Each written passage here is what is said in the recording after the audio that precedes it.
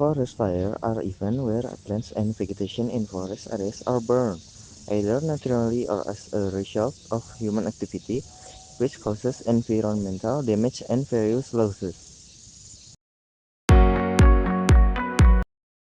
You must prepare yourself. 1. Personal protective equipment such as heat-resistant clothing, helmets, gloves, face masks, and boots. 2. Firefighting equipment such as pumps, water tanks, and hose. 3. Emergency supplies such as food, water, flashlight, radios, and medicine.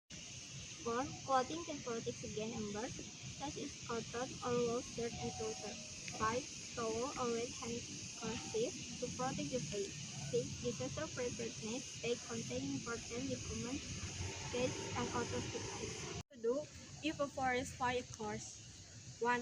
Stay calm, don't be panic. 2. Move away from the scenes of the fire as soon as possible. 3. Cover your nose and mouth with a mask or wet cloth.